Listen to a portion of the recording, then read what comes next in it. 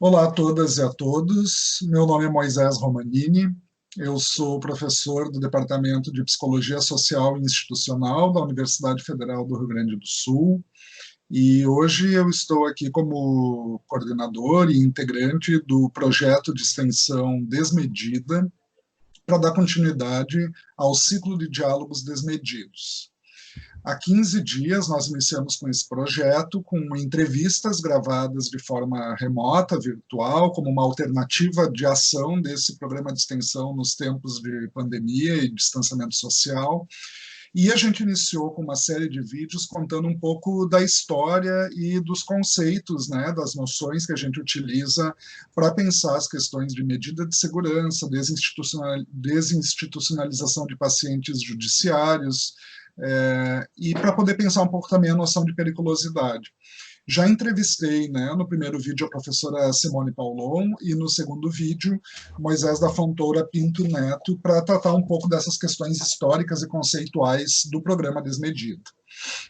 Hoje, no terceiro vídeo, eu tenho a satisfação de estar aqui, né, de modo remoto, à distância, com as minhas colegas da URGS, a professora Vanessa Maria Panoso Brandão e a professora Miriam Dias. Hoje a nossa conversa é em trio, né? A gente vai conversar um pouquinho mais sobre essa experiência do programa Desmedida, e vou apresentar brevemente, então, as convidadas de hoje. A professora Miriam Thaís Guterres Dias é doutora em Serviço Social pela PUC do Rio Grande do Sul, e ela é professora do Programa de Pós-Graduação em Política Social e Serviço Social da Universidade Federal do Rio Grande do Sul, e atua como integrante do programa Desmedida, desde o seu início, né? Um pouco disso também que a gente vai conversar. E a professora Vanessa Maria Panoso Brandão é também doutora em Serviço Social pela PUC do Rio Grande do Sul e é professora do Departamento de Serviço Social da Universidade Federal do Rio Grande do Sul e também integrante do programa de extensão Desmedida. Então, gostaria, antes de mais nada, agradecer muito a participação de vocês por terem aceito esse convite para conversar. E antes de eu passar a palavra para vocês, eu já faço a minha primeira pergunta, comentário, né, para a gente iniciar esse diálogo. Nós vimos, né, que o Desmedida ele começa a ser gestado em 2012, a ideia do Desmedida, né, sendo oficializado, inaugurado em 2013, e tínhamos na época as professoras Simone Paulon e Miriam Dias, né, nesse momento inaugural do programa. 1 ou 2 anos após, né, foi mais ou menos no período, a gente tem uma linha do tempo ali no site, né, do desmedidaurgs.com, a professora Vanessa entra um pouco depois, né, entre 2014 e 2016, é o período que a gente identificou a entrada da Vanessa. Então, tendo em vista esse percurso histórico do programa Desmedida, a minha pergunta, né, é que vocês comentassem um pouco sobre como foi a inserção de vocês nesse programa, né? Então, fiquem à vontade e, mais uma vez, obrigado. Bom, olá a todos. Moisés, que bom a gente estar podendo conversar sobre esse programa. Que bom estar junto com a colega Vanessa também, que há muito tempo estamos em atividades, né, numa luta, né, pelos direitos das pessoas com transtorno mental, pelos direitos das pessoas com sofrimento psíquico, né? Participamos do momento histórico no Rio Grande do Sul, que foi a criação da lei da reforma psiquiátrica, uma das pioneiras no estado, depois que a gente construiu o Fórum Gaúcho de Saúde Mental. Então, um pouco desse lugar é que em 2013, início de 2013, a professora Simone me convidou para a gente estar participando do programa Desmedida, né? E eu tenho por hábito fazer anotações e registros de tudo. Eu tenho cadernos e blocos sobre tudo. Então eu estava encontrando aqui meus apontamentos de medida. As primeiras anotações minhas são planejamento, quando que a gente ia fazer a seleção das bolsistas, quando é que a gente ia fazer uma reunião com a direção do IPF, as primeiras reuniões lá com as colegas da psicologia do Tribunal de Justiça e o doutor Luciano Zecão, o juiz da vara de execuções das medidas de segurança. Então, está aqui tudo, segundo semestre de 2013, né? Então, quando a gente estava assim, no início desse processo.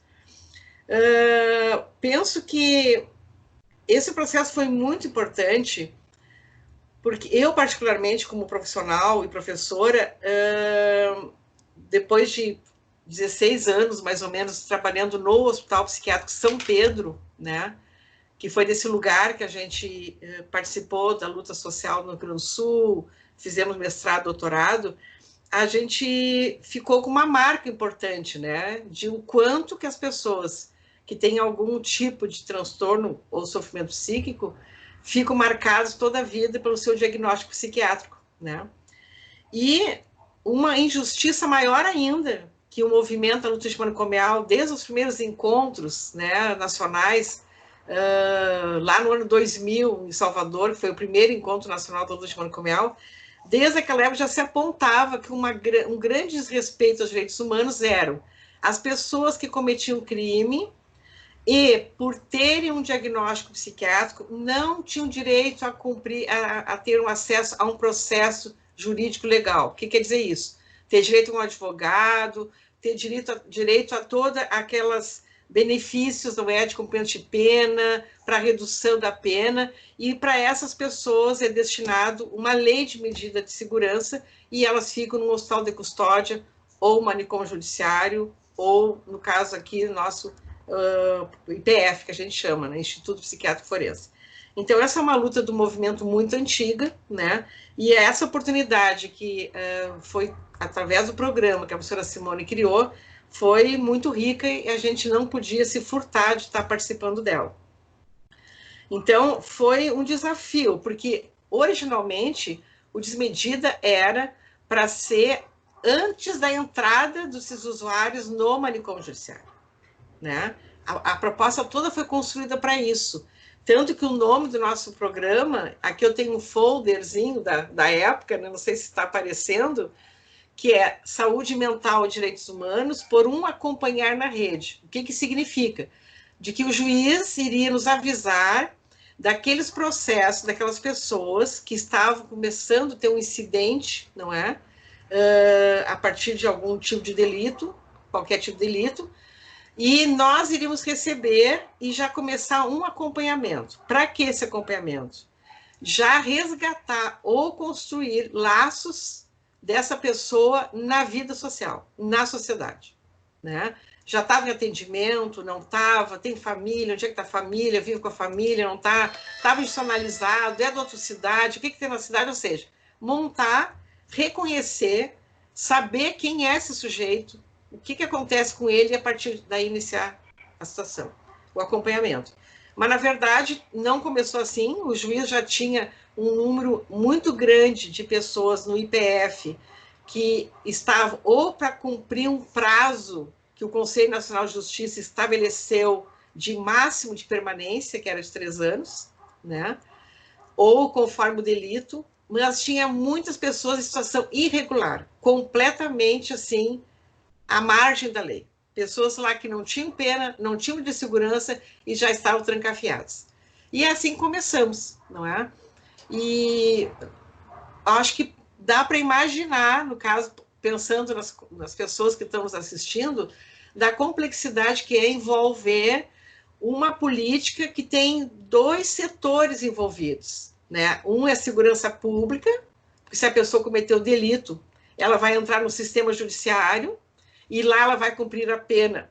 No nosso caso, não é cumprir uma pena, né? Mas uma medida de segurança, com pena alternativa, num estabelecimento da segurança pública, com o IPF, mas com uma demanda de saúde mental, que é outra política pública, né? E nós, uma equipe da universidade. Então, ou seja, nós tínhamos, assim, um quadrilátero de problemas, né? O Tribunal de Justiça, o IPF, a saúde mental e nós, a universidade. Então, foi um desafio muito grande, mas valeu a pena. E Vanessa já entra num momento, ainda nesse processo, né, mas já num momento um pouquinho diferente do programa, né? Então, queríamos te escutar um pouquinho falando também da tua experiência. Tá bom, então, boa tarde, né, Moisés, boa tarde, professora Miriam, é um prazer encontrá-los, né, nesse momento tão tenso também de isolamento, mas que de alguma forma a gente está criando caminhos, né, para retomar um pouco do diálogo, dos nossos estudos, das nossas pesquisas, né, e das coisas que a gente acredita.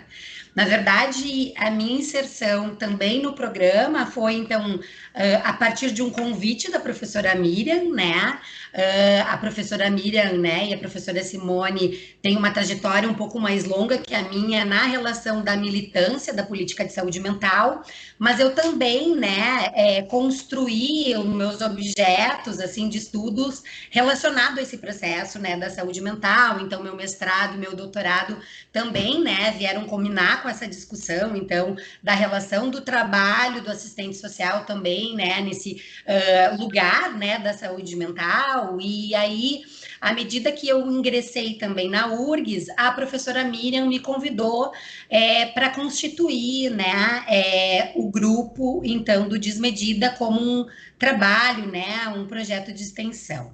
Eu acho que a professora Miriam, que me antecede, ela fala de elementos bem importantes, assim, né?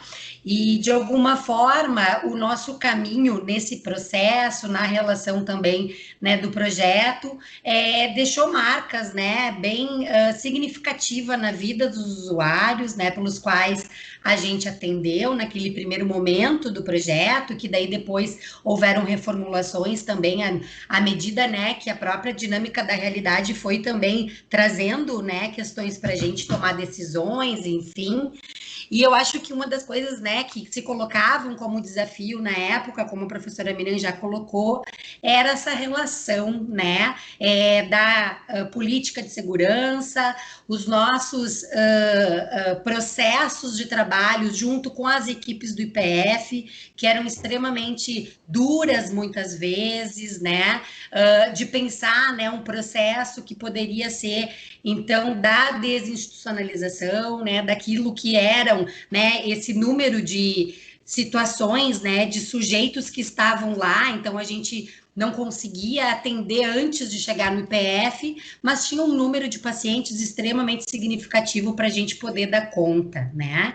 Eu penso que foi um momento muito especial, né, na época, que a gente então constituiu o projeto e a gente tinha muitos alunos pelos quais a gente também, né, fazia um processo formativo, né, e que de alguma forma trazia para a gente também como docente, como trabalhador da área, que foram também anos, eu fiz residência também em saúde mental, né, tinha já um percurso também nessa trajetória, assim, da política, elementos fundamentais, né, para a gente então concretizar via projeto de extensão.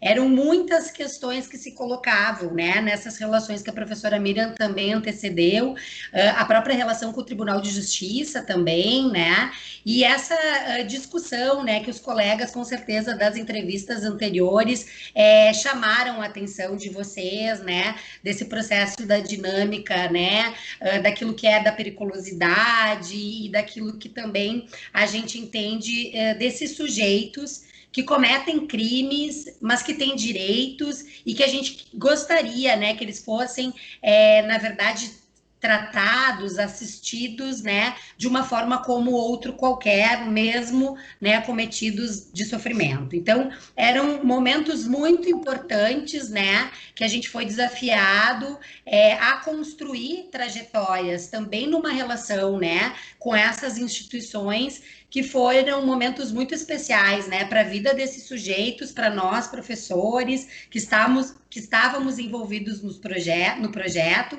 e para os alunos também no processo de formação. Eu fico bem contente de escutar vocês falarem, porque as perguntas, quem está nos assistindo vai achar que as perguntas foram combinadas, né? Mas o que vocês duas trazem engata muito ao natural na segunda questão que eu tenho para vocês, né? Porque vocês duas trazem muito essa ao mesmo tempo, essa satisfação com essa experiência, mas também os desafios que essa experiência, né, de pensar nos processos de desinstitucionalização de pacientes judiciários nos traz, né? Antes acho que foi a Miriam que falou do quadrilátero, né, da dificuldade que era poder pensar essa relação do IPF com o TJ, com a universidade, com a saúde mental, né? Diante disso, né, a gente teve, pelo Desmedido, uma experiência muito bonita, muito desafiadora, com uma equipe formada por 3 cursos, basicamente, né, Direito, Serviço Social e Psicologia, na época, com estagiários, bolsistas, né. E aí a Vanessa fala também do percurso, né, de mestrado, doutorado, pensando o lugar do assistente social nas políticas de saúde mental, né? E a minha pergunta vai muito nessa direção. Diante desse trabalho, né, da equipe interdisciplinar nesses processos, como vocês enxergam a função do serviço social, o lugar do assistente social nessa questão específica da desinstitucionalização, né, dos manicômios judiciários? Na verdade, eu acho que essa relação do projeto de extensão também, né? Nós, nessa relação do trabalho profissional, temos muito essa clareza também do nosso projeto ético-político, né? Que nos constitui enquanto profissão, né?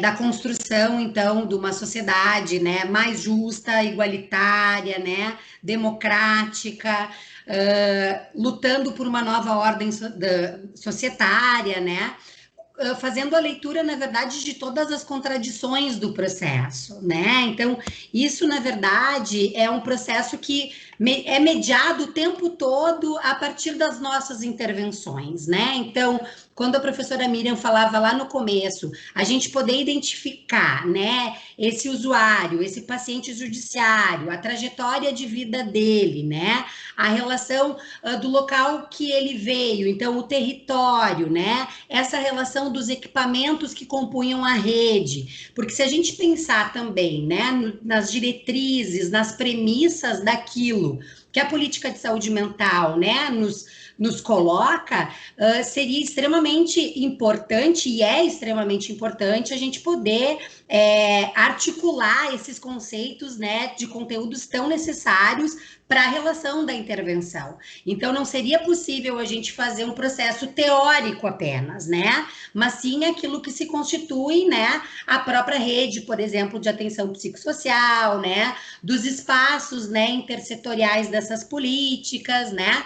Então, a gente, dentro, né, do programa como assistente social, a gente constitui, então, um reconhecimento desse usuário, da relação da trajetória de vida dele, né, com a relação da família, né, então não olhando só o usuário de uma forma isolada, mas também essa família, quem eram esses vínculos familiares, comunitários, escutando também o que era o desejo desse usuário. A gente teve histórias muito interessantes no processo do acompanhamento dos usuários, que eram para onde que ele quer ir quando ele sair do IPF. E isso é extremamente importante, né? Ter a liberdade como valor ético central, por exemplo, que nos constitui também, né, dos princípios do Código de Ética. A própria relação, por exemplo, dos serviços, ela era extremamente importante, porque a gente construiu um processo de reflexão da própria concepção da loucura e do delito. Porque, de alguma forma, esses espaços que iriam acolher esses sujeitos, na possibilidade de eles saírem do IPF, eram também desafios, né, para essa comunidade que iria acolher. Então, tem todo um formato cultural, né, que se traz, né, na fala dos trabalhadores, também que reagem, né, com preconceitos, etc., e que de alguma forma fazia com que nós, né, do projeto, então os professores e os alunos trouxessem então reflexões para esses sujeitos, né? Tem uma discussão do próprio usuário da saúde mental, que é a possibilidade do acesso ao benefício, né? Então, assim, a gente via e isso também tem uma discussão atual, né? A professora Miriam pode depois retomar se quiser, do quanto esse benefício, né, é difícil o acesso, mas era um benefício extremamente importante para, né, que eles pudessem, de alguma forma, né, sair também com alguma renda.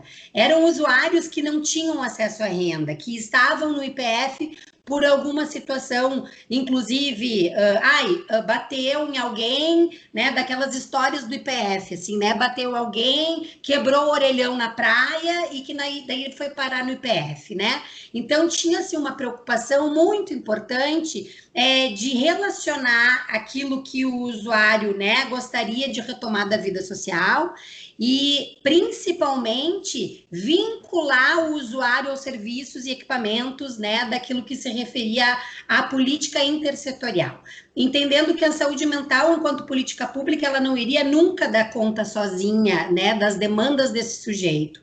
Tem uma relação de renda, trabalho, moradia, né, a própria relação da assistência social, e isso era muito importante, né, do papel do assistente social construir nesse significado também com os alunos, né, porque essa relação interdisciplinar, né, Moisés, é também um tanto dinâmica, né, e também essa relação dos núcleos traz algumas concepções, de vez em quando, que não são as mesmas, né, dos lugares, e aí o diálogo era extremamente importante, né, daquilo que o que era da psicologia e o que era do serviço social e o que era do direito.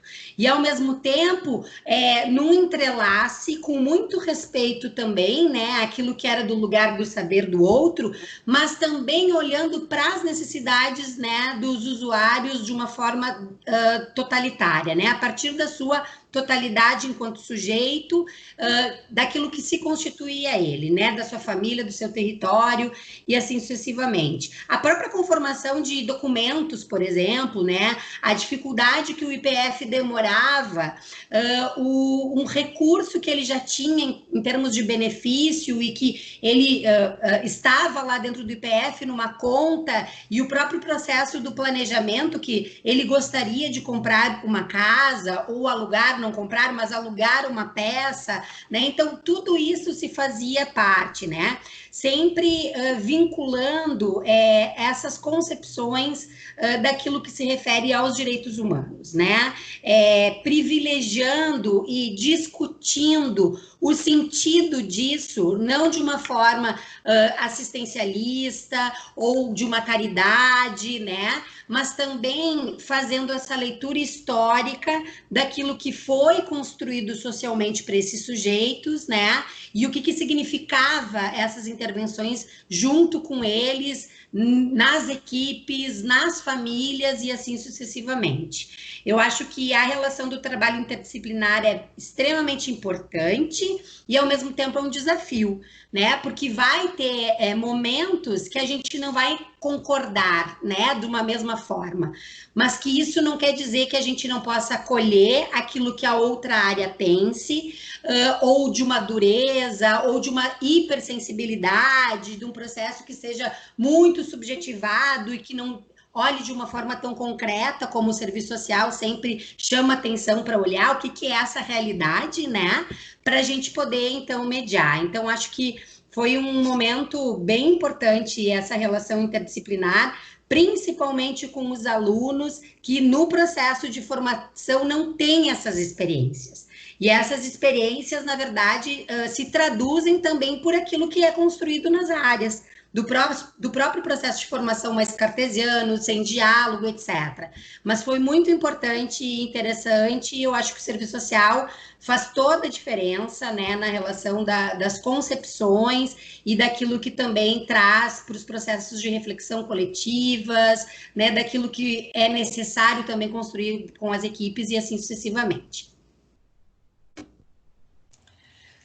Acho que a professora Vanessa trouxe de forma muito brilhante assim, o miúdo, né, do nosso trabalho, né? Eu acho que ela trouxe tudo aquilo que abarcava, tanto o macro até no micro, né? Porque nós chegamos a constituir 2 equipes de trabalho, não é? Cada um de nós estava em uma equipe, onde também tinha psicólogo, tinha advogado e os estudantes. E ali a gente fazia todo esse trabalho, não é? De planejar, analisar, avaliar os acompanhamentos de cada caso. Mas eu acho muito interessante essa tua pergunta, Moisés, porque eu estou na área da saúde há muitos anos, para não dizer desde o século passado, né? E quando eu estava na Secretaria da Saúde, no Hospital Psiquiátrico, na gestão da saúde mental, de outras políticas, nunca houve estranhamento do serviço social ser parte da saúde e parte da saúde mental. Nunca teve esse estranhamento. Esse estranhamento eu fui sentir quando entrei na URGS. Foi muito interessante, muito engraçado. Porque quando entrei na URGS, eu comecei a participar de uma organização interna junto com todos os outros cursos da área da saúde, que são 14 na universidade, que se chama Coordenadoria da Saúde. Eu fiquei 10 anos lá, então eu interagia direto com os colegas de todos os cursos da área da saúde. Então, pararam muitos e ficaram assim, mas o que mesmo o serviço social faz na saúde? Muitos diziam assim, os profissionais da saúde e o assistente social, sabe? Parecia que a gente era um outro ser e que a gente não era da saúde. Alguns estranhavam como é que a gente estava no campus da saúde, por que a gente não estava no campus lá da sociologia, né? Junto com os demais cursos das ciências sociais aplicadas, que é a nossa área de conhecimento. Então, foi muito interessante, porque aí o que eu comecei a me dar conta, porque isso eu só me dei conta nesse estranhamento, né, do outro, né, em relação à minha atividade. É muito comum uma concepção de saúde como na sua dimensão clínica, da doença, de um corpo doente, né, ou uma psique doente. E é muito comum não se considerar que no Brasil a gente está sobre a égide de um conceito ampliado de saúde. Que saúde não é somente as causas físicas, biológicas e químicas, né? Nós temos no Brasil um conceito que diz que saúde é resultante das condições de vida, não é? E a reforma sanitária no Brasil, que foi contemporânea com a reforma psiquiátrica, ela se inspirou na antropologia e nas ciências sociais críticas para entender que o processo de saúde e doença ele é marcado pelas determinações sociais, econômicas e políticas, né? Então, fazer saúde é considerar os determinantes sociais do processo de saúde e doença. E é por isso que a gente está na saúde, né? A gente brinca com os alunos, olha, aonde tiver pessoas, sujeitos, que passam por N dificuldades de toda ordem para viver, se realizar, ter condições dignas de vida, tem um assistente social junto, porque assim, a gente vai fazer permanentemente essas mediações, né? Então, essa experiência também apareceu, não é?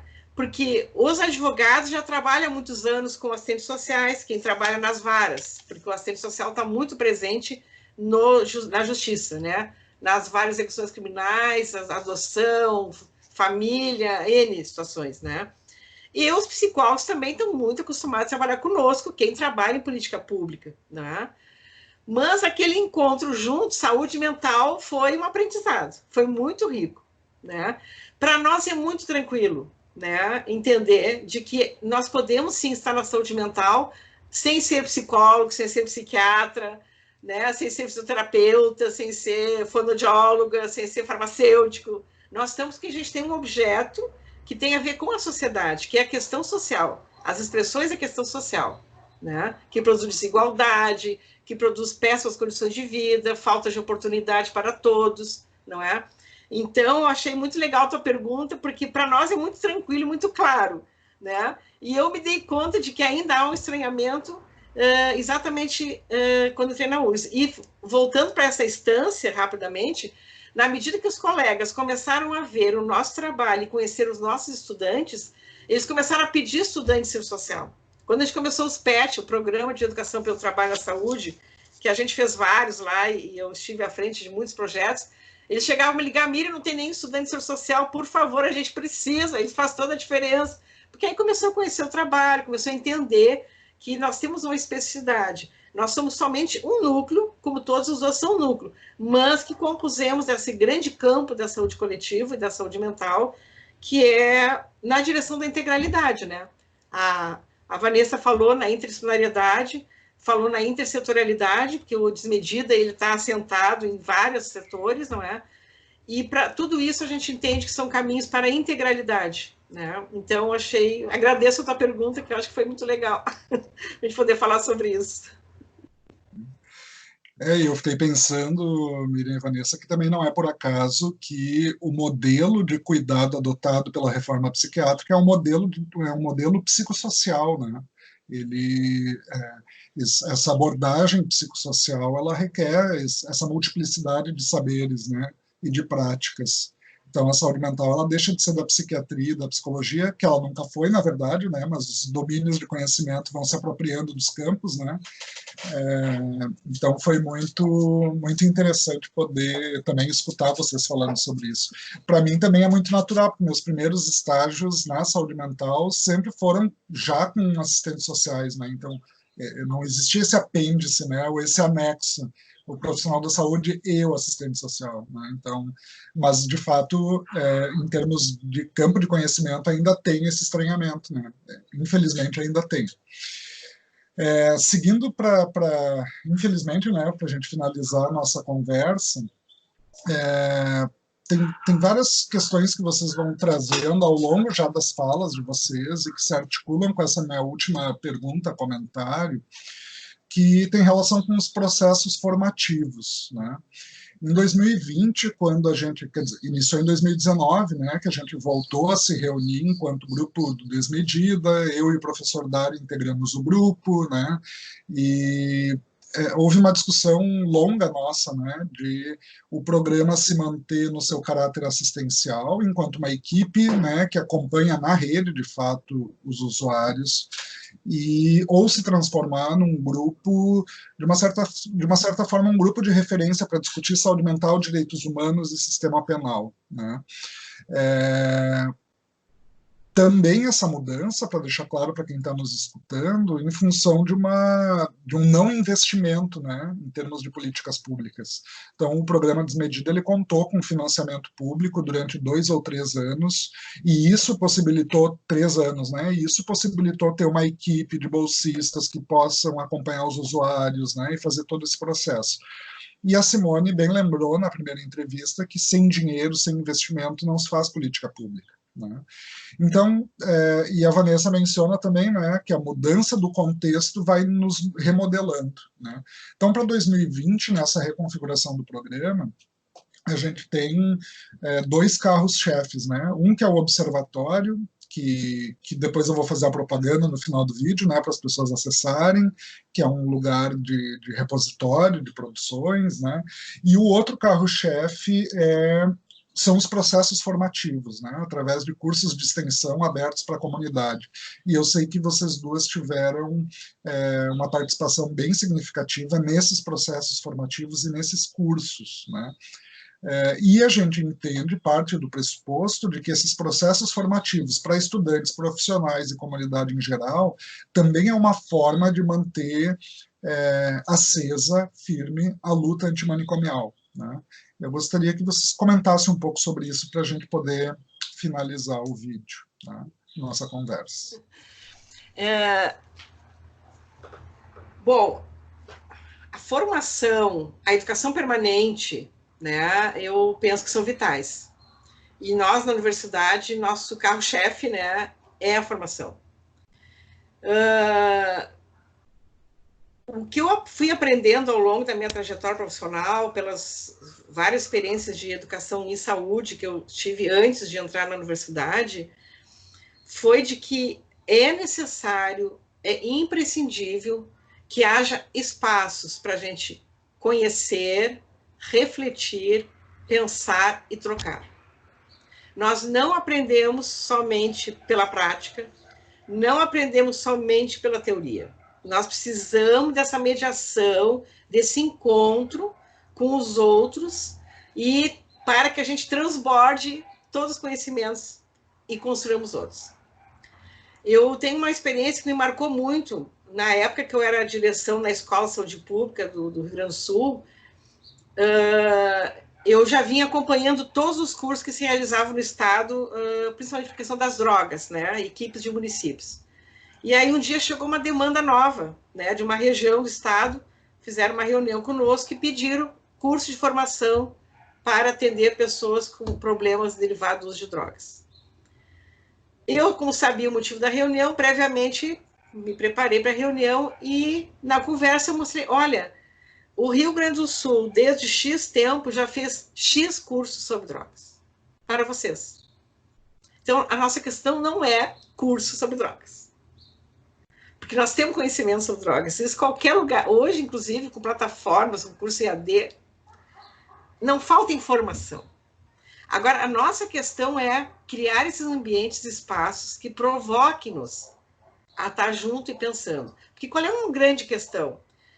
Rapidamente a gente absorve o que é novo, a agenda do momento, não é? Rapidamente. E a agenda da saúde mental, ela já está há algum tempo em pauta no Brasil. É uma agenda, assim, que cada vez mais pessoas se interessam por ela, cada vez mais pessoas militam por ela, porque é uma agenda que afeta todo mundo, né? Como assim eu vou ser desrespeitada porque eu tenho problema de saúde mental? Não, eu tenho os mesmos direitos de qualquer pessoa, né? Então, enquanto uma agenda, enquanto uma inserção política, ela é rápida absorção. Mas nós temos uma outra questão, nós temos um nó muito sério. Como superar o modelo manicomial e segregador? Essa é que é a nossa questão. A nossa luta por formação, processos formativos, é para a gente avançar nesse aspecto. Tá? Porque senão é o mesmo do mesmo. Porque senão nós vamos continuar reproduzindo cerceamento, desrespeito, não permitir, porque é isso, o profissional se coloca, não permitir espaço de autonomia possível do outro, não permitir que o outro seja o que ele quiser ser, e não está a mim julgar se ele pode ser isso, se ele não... Eu não cabe me julgar que ele não pode mais ter delírio. Por que não pode mais delírio? Não, por que não? A gente já sabe que pode conviver com delírio. E a gente também já sabe, os italianos nos ensinaram, que a gente não fica 24 horas em surto. Então, assim, ó, Moisés, esse é o nosso desafio. Saber o que é saúde mental? Tá aí. Dá para saber tudo sobre saúde mental. Mas é como que eu vou fazer uma união entre o discurso e a minha prática. Tá? Porque se eu não me cuidar, eu vou estar lá de novo reproduzindo o manicômio, tudo que é de mais pior que ele existe. Então, por isso que essa aposta que agora a gente está fazendo na formação, ela é vital, ela é essencial. Mas que dessa maneira, é conteúdo, mas momento de reflexão, debate e internalização do novo. Só um complemento antes da Vanessa, é esse movimento de desconstrução, né, dos próprios saberes, né, porque inclusive tem saberes que carregam consigo, todos os saberes carregam consigo uma ética, né, e alguns saberes carregam consigo uma ética manicomial, né, e o que a gente quer nos nossos processos formativos é uma ética antimanicomial. Né? É isso aí, tu resumiste tudo. Vanessa? Ok.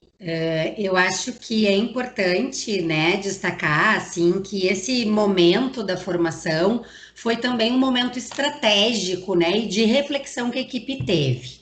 Não foi do nada, né? Eu acho que a gente estava lá na frente, no início do programa, do projeto, executando quase uma política, né, social, assim, né, assumindo determinados papéis de trabalhadores que a gente estava enxergando que a gente não tinha que fazer. Então, também tinha um processo de reflexão da própria equipe, né? E como a professora Miriam também disse maravilhosamente bem, a relação do lugar que a universidade ocupa, o lugar da formação. Então, a gente criou, né, o processo da formação dos trabalhadores, né, também convidando os alunos de graduação e pós-graduação para estarem conosco. E foram momentos muito especiais, porque como a Miriam também disse, esse lugar, né, da fala desses trabalhadores era um lugar de eles também se sentirem acolhidos, né? Então a gente tinha uma diversidade, né, nesse público pelo qual a gente trabalhou. Eram trabalhadores do IPF, então, de alguma forma, a gente também queria sensibilizá-los, né? Então, como eu falava lá anteriormente, o que quer dizer a gente refletir sobre, né, esses processos antimanicomiais? O que quer dizer quando a Miriam diz a gente não pode reproduzir, né? Eles não podem culpabilizar esse sujeito, não pode castigar esse sujeito. Então, assim, o tempo todo eram processos de reflexão embasados também, né, naquilo que, de alguma forma, essa trajetória, né, da militância nos ensinou, né? E quando eu digo da militância, com aportes teóricos também bem claros, né? Então, assim, o lugar da formação também é o lugar da militância, né? Esses cursos que a gente, de alguma forma, construiu, eram lugares, foram, né, porque foram algumas edições, por isso que eu estou falando no plural, foram lugares muito estratégicos que a equipe do Desmedida também, né, criou, para a gente atingir esses trabalhadores, porque como a Miriam disse, a saúde mental está o tempo todo em todo lugar, então a gente não atingia só a colegas, trabalhadores da política da saúde mental, a gente atingia colegas da política de assistência, a gente atingia, né, pessoas que eram psicólogos, educadores sociais, que estavam lá num abrigo e que retomavam os conteúdos, né, da lógica manicomial, presente também no processo dos abrigos, né, das crianças e dos adolescentes, né, dos lares e assim sucessivamente.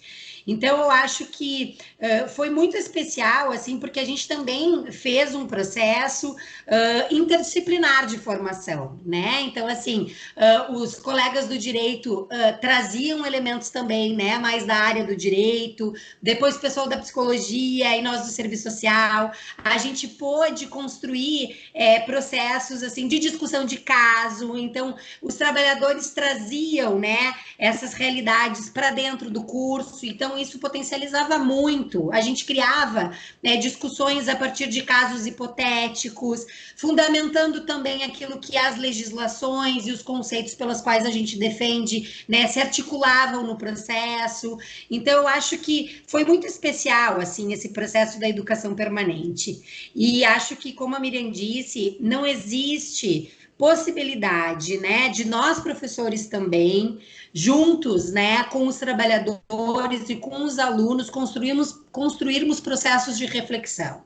A gente pode ingressar na universidade e ficar totalmente alienado, né, num processo de precarização que a gente vivencia, da mesma forma que o trabalhador que está lá, né, na ponta, assumindo, né, todo esse sofrimento, né, dos usuários, das diferentes políticas sociais, mas a gente pode fazer um encontro, né, que se alimenta, na verdade, de uma forma bem importante, né?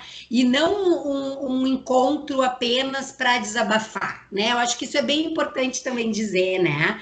Porque em alguns momentos a gente acha que fazer a discussão da saúde mental é acolher o sofrimento. Não é só acolher, né, a relação do sofrimento, da doença, mas sim ter uma relação de competência, né, de competências técnicas, éticas, políticas, né, daquilo que constitui, né, essa política e o cenário da vida, né?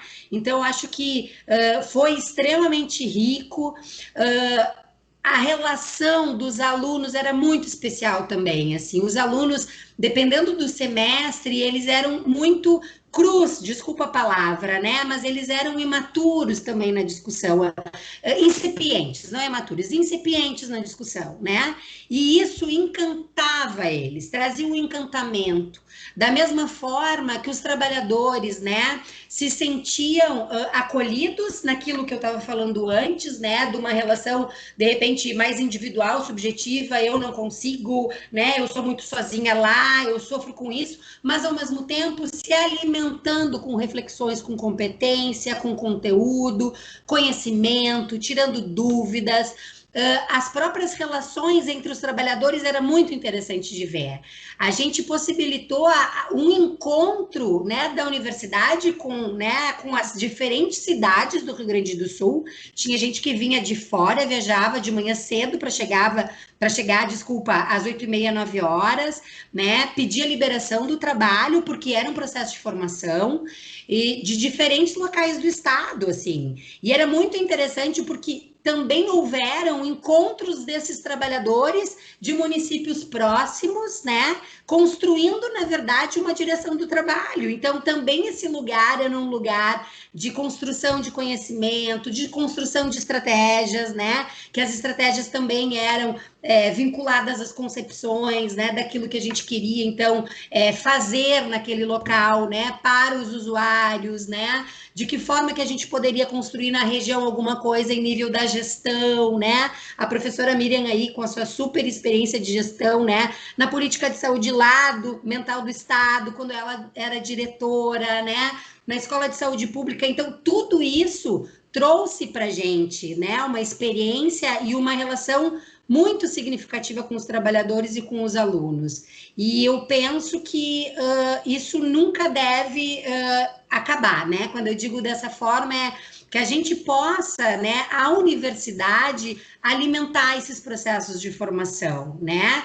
Mas alimentar esses processos de formação naquilo que a professora Miriam dizia, né? Refletindo as novas práticas, né? Aquilo que a gente realiza no trabalho com esse sujeito e com os trabalhadores, para a gente não reproduzir, porque senão não adianta nada, né? A gente ir lá no dia 18 de maio, pegar a bandeira e ir para a rua, luta pelos direitos, né? Ou ver um filme que nos mobilize, ou fazer uma leitura, ai, que legal. Isso nos constitui, sem dúvida, mas tem que ter um processo aí, né, que possa ser levado para o cotidiano. E eu acho que esse momento da educação permanente possibilitou que os trabalhadores pudessem falar, pudessem trazer desconhecimentos, né? Então, criou-se, né, possibilidades do conhecer, então, a própria política, os conteúdos, e também possibilitou, né, a construção de estratégias, de formação, de relação, junto com os alunos, né? Que eu acho que isso é fundamental também para criar, né, essa reflexão deles e não ficar no mundo abstrato, teórico, achando que vai dar tudo certo depois, né? Que é um processo que a gente tem que desvelar também junto com eles. É isso. Eu só complementando, né? Eu costumava dizer para os meus alunos, quando eu trabalhava ainda na Unisc, né? Que quando a gente faz alguma crítica, né, ou sei lá, ao IPF, a um CAPS, a um hospital, em função das questões de manicomialização, né, e desse pensamento manicomial muito forte, a gente não está criticando os profissionais específicos que estão naquela instituição, porque quem pena, né, e quem de fato está sofrendo na ponta da política é o profissional que está endurecendo o seu próprio corpo diante do endurecimento da instituição, né, e do peso que é a instituição da loucura, né, na nossa sociedade.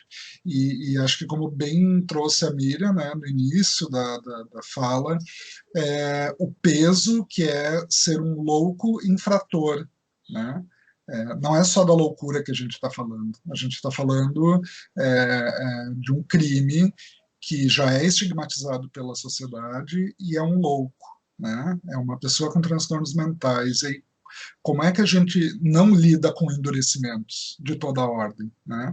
Isso respinga no corpo. E aí o processo formativo é uma forma, isso eu dizia muito para os meus alunos, é uma forma de desendurecer o próprio corpo, né? Porque a gente vai recebendo isso, né? Eu gostaria de agradecer muito, muito, muito a participação de vocês. Acho que foi uma conversa muito legal, né? Eu gostei. A gente se encontra sempre para reuniões mais rápidas, né? Às vezes para decidir coisas muito pontuais, mais formais, e a gente não tem espaço muitas vezes para se escutar, né? E tem tanta experiência e tanta coisa legal dentro do nosso grupo que a gente às vezes não se dá conta.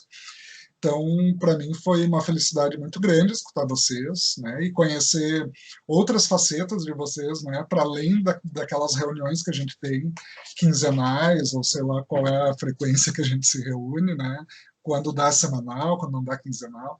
Então, foi muito legal escutar vocês, né, e acredito que quem for nos assistir também vai gostar muito, porque acho que esse vídeo está cheio de boas reflexões.